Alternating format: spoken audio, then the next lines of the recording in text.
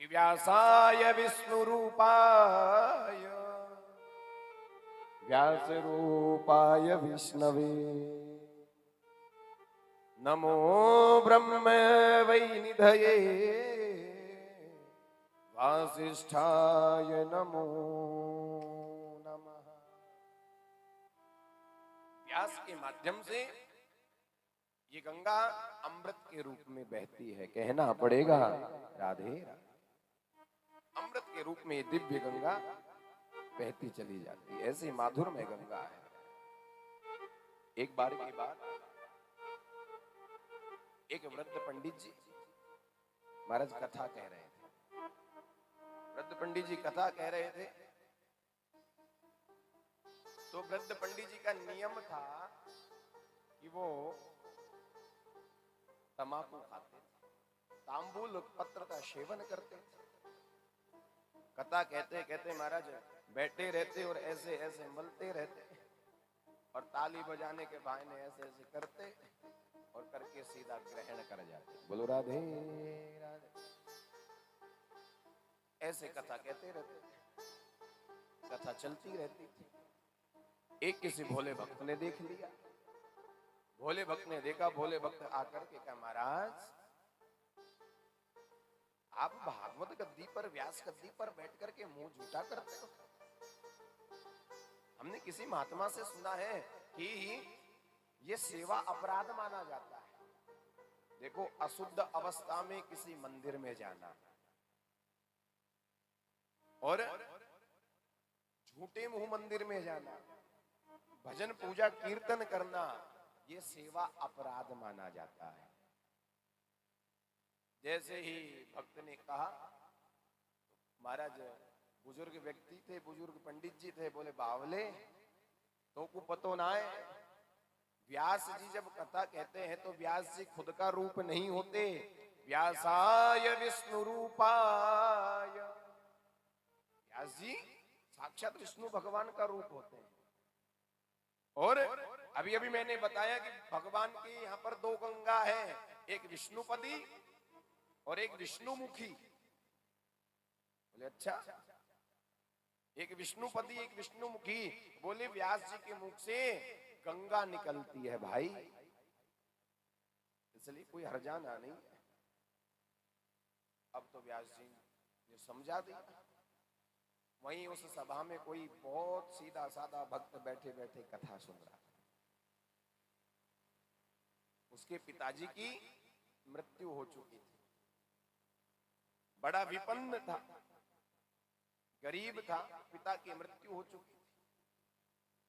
और अब तक महाराज पिता की मृत्यु हुए 4-5 साल बीत गए, लेकिन पिता की अस्थियां अभी भी गांव की पथवारी पर पीपल के पेड़ में टंगी हुई थी। कहना पड़ेगा राधे। देखो, आजकल तो सुविधा हो गई है, विज्ञान ने बहुत आविष्कार कर लिए हैं। नेसेसिटी मदर ऑफ इन्वेंशन, आवश्यकता ही आविष्कार की जननी है। अब तो ट्रेन चल गई, निजी वाहन हो गए, इसलिए हरिद्वार जाना सुलभ हो गया। नहीं, पहले के जमाने में हरिद्वार जाना इतना सुलभ नहीं था, सुविधाओं का अभाव था, भौतिकवादिता ने इतना अपना प्रचार प्रसार नहीं किया था। पहले ही जब गांव में 4-5 लोग गुजर जाया करते थे, तब लोग चंदा करके फिर किसी को हरिद्वार भेजा करते। आजकल तो तीसरे दिन ही हरिद्वार भेज देते। उस व्यक्ति ने सोचा कि मेरे पिताजी हरिद्वार तो पहुंच नहीं पाए, उनकी अस्थियां यहीं पीपल पे लटकी हुई है। और कल मैंने पंडित जी के मुंह से सुना है कि पंडित जी के मुंह में गंगा बहती है, तो क्यों नहीं मैं अपने पिताजी की अस्थियों को पंडित जी के मुंह में ही प्रभावित कर दूं। अब कैसे प्रभावित करें? मन में आ गया कि पंडित जी खाते हैं तंबाकू, पंडित जी तंबाकू खाते हैं। तो उस भोले भाले आदमी ने क्या किया, पिताजी की अस्थियों का चूर्ण बनाया।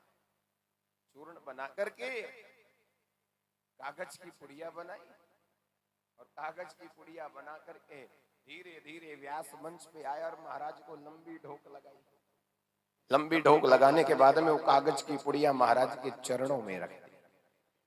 पंडित जी कथा कह रहे थे। कथा कहते कहते 1 घंटा बीता, तलब लग गई पंडित जी। पंडित जी ने जैसे कागज की पुड़िया देखी तो पंडित जी ने सोचा कोई हमारा गुप्त भक्त होगा, जिसको पता चल गया कि महाराज को शौक है, वो इसलिए बोला, सोचा होगा महाराज को बनानी पड़ती है, ताली बजानी पड़ती है, इससे बढ़िया हम बनी बनाई रख दे। महाराज कथा कहते कहते कहते कहते उन्होंने पुड़िया खोल ली और पुड़िया खोल करके उस पिता की चूर्ण को निगल गए। अब निगल तो गए, अब वो तो तंबाकू तो थी नहीं, कड़वी लगी। जैसे कड़वी लगी तो बोले भक्त तूने इसमें क्या मिला दिया?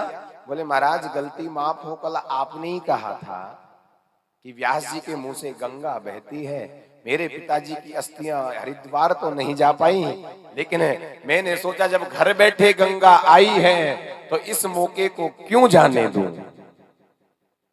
जब घर बैठे आई है तो इस अवसर को मैं क्यों जाने दूं। तो कहने का मतलब यही है मेरे भाइयों, जब घर बैठे गंगा आई है तो इस अवसर को जाने मत दो।